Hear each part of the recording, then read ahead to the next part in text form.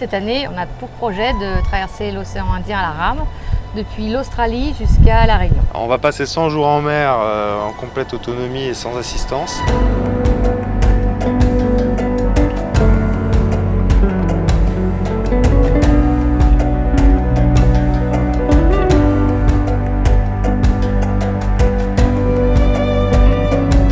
On s'est rencontrés il y a 8 ans.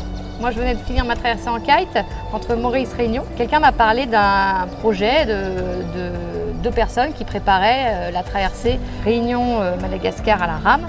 Et du coup, ça m'a intriguée parce que je me suis dit, qu'est-ce que c'est que ce projet? Sur quel bateau ils vont le faire? Enfin, j'étais intéressée par plein de questions. Et j'ai une amie qui m'a mis en relation parce qu'elle connaissait Fanche.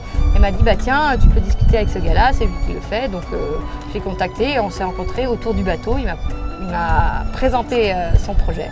Et puis, voilà, de fil en aiguille. On s'est rencontrés sur le bateau là. On s'est rencontrés sur le bateau, il m'a fait visiter son bateau. Le bateau à rame, c'est une façon de se déplacer unique. On avance à la force des bras, mais on est aussi très, très sujet au courant et au vent. On est très proche de l'eau, on est vraiment même à ras de l'eau.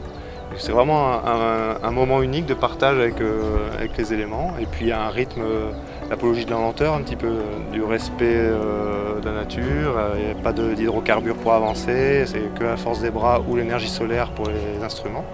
Donc c'est une façon un peu rustique de voyager. Souvent, il y a des gens qui nous ont dit mais pourquoi vous le faites à la rame alors que vous pourriez le faire par exemple en voilier? Mais moi, je me disais, si jamais on le fait en voilier, ça va plus être des vacances. Alors que là, c'est vraiment une aventure, un peu un défi aussi personnel, physique. Et du coup, c'est aussi ça qui m'attire en fait, c'est de se dire qu'on va aller vivre une aventure et une partie hors norme de notre vie. On va sortir totalement de notre zone de confort pour aller faire quelque chose hors du commun. On n'a pas de canapé, hein. On vit rameur, on a 2 rameurs à la maison à la place de canapé dans le salon. Du coup, les rameurs font partie de la préparation, mais pas que. Parce que pour se préparer, il y a tout type d'efforts, puis il y a aussi la rusticité du transport. On a été faire une course dans le désert pour se mettre en conditions compliquées. On n'est pas forcément des trailers, mais on a quand même été, on a essayé de la finir, on l'a fini. Et donc se mettre dans des situations physiques et psychologiques compliquées pour savoir comment le corps réagit, quoi. Nous, on ne vise pas une vitesse, on vise de l'endurance, donc sur plusieurs semaines et mois, et plusieurs heures par jour, plusieurs dizaines d'heures par jour, peut-être à 2. Et on espère que le bateau ramera longtemps et pas forcément vite. Oui, on a déjà prédéfini les rôles. Sophie, donc son siège de rame, c'est celui-ci. Donc elle fait de l'aviron. Et puis moi, ma couchette, c'est celle-là.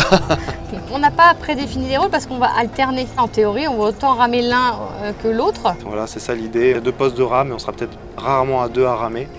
Sûrement plus souvent un qui se repose, un qui rame pour que le bateau puisse avancer le plus longtemps possible dans la journée. On va manger 3 mois lyophilisés en espérant choisir des plats qui changent un petit peu de l'ordinaire. On a 3 jours de frais, 97 jours lyophilisés. Ouais. On sera content de manger un rougail saucisse en arrivant. On est sans assistance en mer, mais on a une équipe quand même au sol. Et puis on est en lien avec le cross de la Réunion, qui lui-même est en lien avec tous les crosses de l'océan Indien. On ne peut pas les appeler, mais je veux dire, on sait qu'ils vont suivre au quotidien notre traversée. On a des points GPS qui vont être envoyés de façon automatique grâce à un tracker tout le long de la traversée. Et puis au niveau électronique, on a mis en place tout ce qu'il faut pour effectivement pouvoir joindre les secours ou déclencher des balises.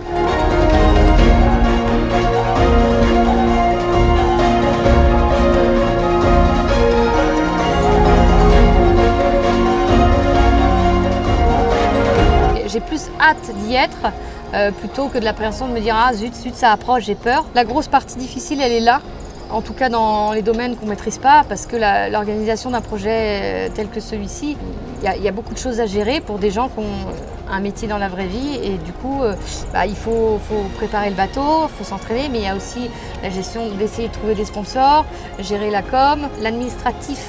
En Australie, on se dit qu'on a l'impression qu'on est dans le plus dur maintenant. Et que ça sera peut-être mieux une fois qu'on aura juste à ramer et à dormir et à manger. Bienvenue à tous les gens qui suivront l'aventure et on espère faire vibrer tout le monde au rythme des vents et des courants. 2024, c'est les Jeux Olympiques en France, mais ça sera nos Jeux Olympiques à nous.